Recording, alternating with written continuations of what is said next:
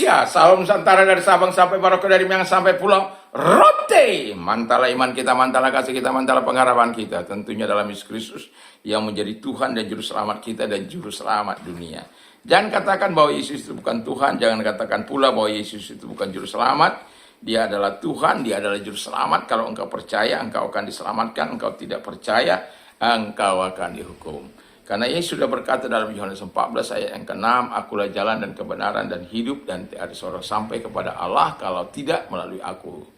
Dan Petrus mengatakan dalam Kisah 4 ayat 12, dan keselamatan tidak dalam siapapun juga selain dalam Dia, Yesus Kristus. Karena di bawah kolong langit ini tidak nama lain yang diberikan kepada manusia yang olehnya kita diselamatkan.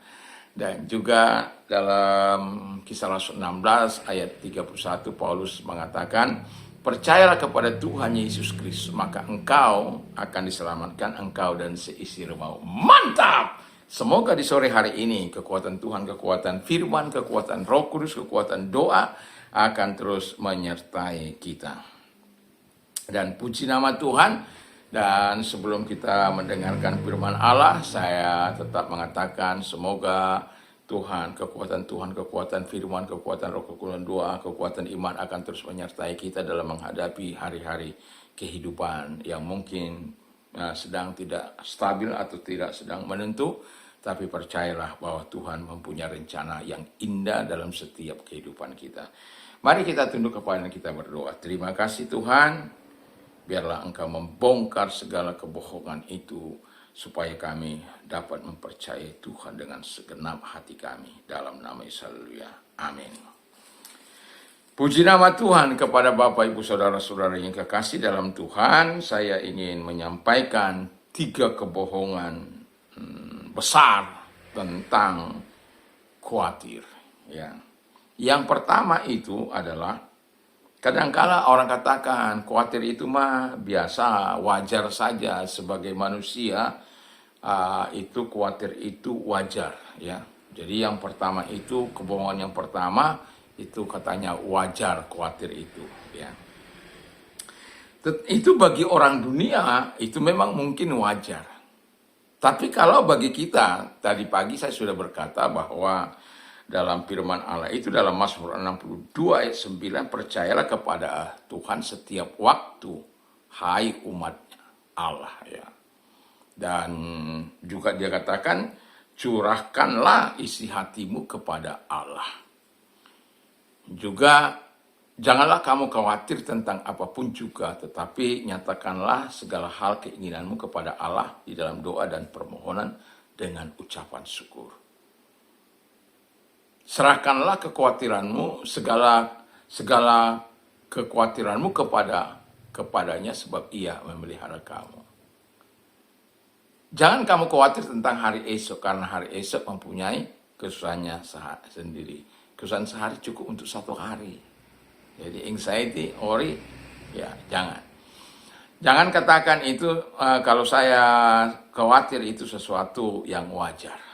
Tetapi itu adalah siasat iblis untuk Anda terbiasa dengan keraguan seperti itu. Tapi bagi anak-anak Tuhan, ketika kita tidak percaya, khawatir, anxiety, anxious, worry, doubt, wah itu kita berarti kita sedang tidak mempercayai Tuhan untuk kehidupan ini.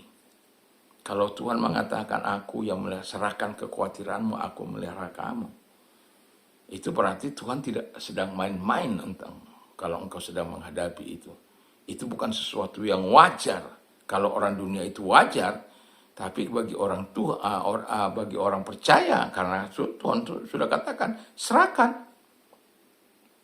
Jadi kalau kamu serahkan kekhawatiranmu, maka akan fokusmu bukan lagi kepada kekhawatiran itu, tapi kepada Tuhan yang maha besar. Dia kan selalu omnipresent, selalu hadir. Immanuel, Tuhan menyertai kita. Dan juga dia omnipotent, omniscience. Dia maha tahu tahu bagaimana situasimu, keadaanmu udah genting atau stadium 4 atau masih rendah. Dia tahu. Lalu kemudian dia omnipotent, dia maha kuasa. Dia maha kuasa untuk menyelesaikan persoalan. Lihat aja itu bangsa Israel di bawah kepemimpinan Raja Yosafat. Mereka khawatir, takut. Tapi apa yang mereka lakukan? Mereka berdoa dan berpuasa. Lalu pada akhirnya Tuhan menyelesaikan masalah. Orang-orang Meonim dengan Moab, Amon itu saling bunuh-membunuh. Dan pada akhirnya kemenangan ada di pihak Yosafat, Raja Yosafat. Nah, dalam kehidupan ini ketika Yosafat mengalami kekhawatirannya, ketakutannya, dia enggak bersungut-sungut, dia enggak marah, tapi datang kepada Tuhan, merendahkan diri di hadapan Tuhan. Dan hal yang sama yang bisa kita lakukan ketika kita khawatir, jangan katakan ini kebohongan setan yang terbesar, yaitu itu wajar kok, itu manusiawi kok ya. Tapi bagi Tuhan tidak. Ketika engkau mengatakan itu wajar, maka setan mengambil kendali dalam hidupmu. Karena engkau telah berhasil dibuatnya ragu terhadap kebenaran firman Allah, terhadap pemeliharaan Allah.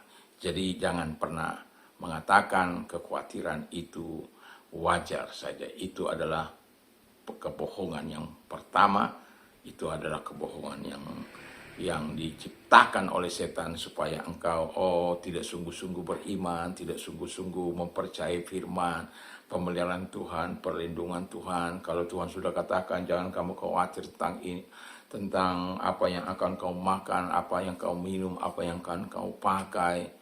Ya, lihatlah burung-burung di udara yang tidak menabur, tidak menuai, tidak mengumpulkan benih dalam lumbung. Namun Bapa yang di surga memeliharanya. Apalagi kita, umat ciptaan. Nah, yang kedua dikatakan, kebohongan yang kedua adalah khawatir itu tanda tanggung jawab. Wow, itu salah benar ya. Itu khawatir itu tanda tanggung jawab kita, bahwa kita betul-betul bertanggung jawab terhadap apa yang sedang terjadi. Salah besar itu. Itu adalah sebuah keraguan kita, bukan tanggung jawab kita. Itu setan masang itu. Kamu kan orang yang bertanggung jawab, ya khawatir itu biasalah, seperti wajar aja lah ya. Tapi ini saya katakan tadi yang kedua itu adalah khawatir, tanda tanggung jawab. Ini di mana tanggung jawabnya? Karena Anda khawatir. Itu bukan tanggung jawab. Itu ketidakyakinan kita kepada Tuhan, ketidakpercayaan kita terhadap firman, keraguan kita terhadap yang maha kuasa itu. Yang sementara dia hadir untuk menyertai engkau, dia maha tahu segala persoalanmu, kegelisahanmu, ketakutanmu, dia tahu. Tapi apakah Anda menyerahkan seperti yang dikatakan oleh 1 Petrus 5 ayat yang ke-7 itu? Atau Anda disimpan sendiri sampai Anda stres, sampai Anda susah, sampai Anda terganggu kesehatan Anda, sampai Anda tidak bisa tidur karena masalah yang Anda hadapi? Jangan, ya. Jangan sampai terjadi seperti itu. Jadi, khawatir itu berarti itu tanda tidak percaya. Jadi kalau khawatir itu adalah tanda tidak percaya kepada Tuhan, ya buat apa kita harus mempercayai bahwa khawatir itu tanda tanggung jawab? Itu kebohongan iblis yang kedua, membuat kita tenang-tenang saja dalam hidup ini. Santai saja. Tapi yang akan menyusahkan diri Anda masa kini maupun masa yang akan datang. Karena tidak lagi upayamu, imanmu, kasihmu kepada Tuhan dengan kesungguhanmu kepada Allah agar Tuhan menyatakan segala kekuatannya. Karena tadi yang pertama saya katakan, karena kamu mengatakan wajar, karena ini tanggung jawab saya. Kalau saya khawatir itu biasalah ya, itu tanda tanggung jawab saya, bahwa saya sungguh-sungguh bertanggung jawab dengan situasi ini. Justru sebaliknya, Anda tidak bertanggung jawab. Nah, kebohongan yang ketiga adalah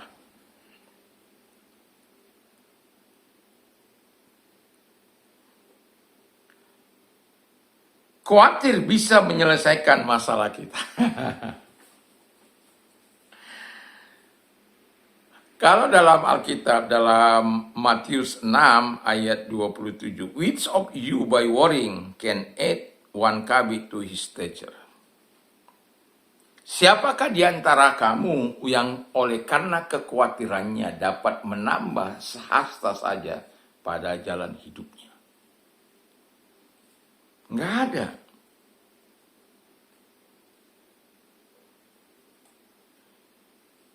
Justru kekhawatiran itu membuat kita lumpuh. Iman kita lumpuh. Keyakinan kita lumpuh. Keadaan kita lumpuh. Situasi kita lumpuh. Hati, suasana hati kita lumpuh. Tak ada lagi sukacita. Tak ada lagi pujian dan penyembahan kepada Tuhan. Karena kita menganggap bahwa khawatir itu bisa menyelesaikan masalah kita. Itu adalah kebohongan setan yang diperbuatnya untuk kita selalu khawatir kepada Tuhan. Jangan lakukan itu. Jangan lakukan. Khawatir tidak akan pernah menyelesaikan masalah. Tapi kalau engkau percaya sebagaimana Mazmur, saya akan ulang Mazmur 62 ayat 9 itu. Percayalah kepadanya, kepada Tuhan setiap waktu, hai umat manusia. Curahkanlah isi hatimu kepadanya. Tadi pagi saya mengatakan kalau engkau mencurahkan isi hatimu dengan jelas, seperti apa saya katakan, saya mau interview besok tapi saya saat ini kok udah nervous Tuhan, sudah enggak tenang gitu ya. Besok saya jam 9, jadi Anda malam ini berdoa atau pagi hari berdoa, menyatakan saya sedang nervous kepada Tuhan. Tapi nanti jam 9 saya akan menghadapi interview saya. Saya mohon pada Tuhan supaya Tuhan berikan aku ketenangan. Tuhan beri aku hikmat, pengetahuan untuk bisa menjawab pertanyaan-pertanyaan yang diajukan interviewer itu. Jadi kita sebagai orang yang percaya kita punya Tuhan, jangan ragukan Tuhan. Jangan ikuti saran 3 kebohongan besar tentang khawatir itu. Jangan. Jangan katakan kekhawatiran itu adalah hal yang wajar. Jangan katakan pula khawatir itu tanda tanggung jawab.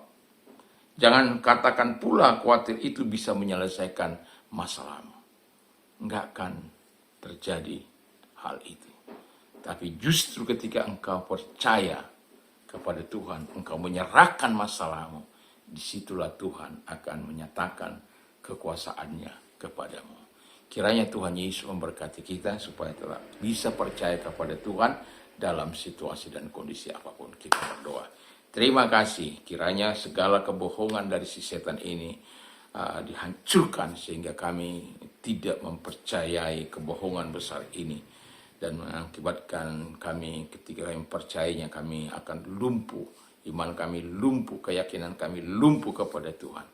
Tapi kami bersyukur pada Tuhan bahwa Tuhan senantiasa akan terus menolong kami. Kami mau fokus seperti Petrus mengatakan, serahkanlah kekhawatiranmu kepada Tuhan sebab Ia yang melihara. Kami percaya bahwa Engkau memelihara kami. Kami percaya sebagaimana firman-Mu datang kepada kami, yaitu Tuhan, percayalah kepadanya setiap waktu, hai umat.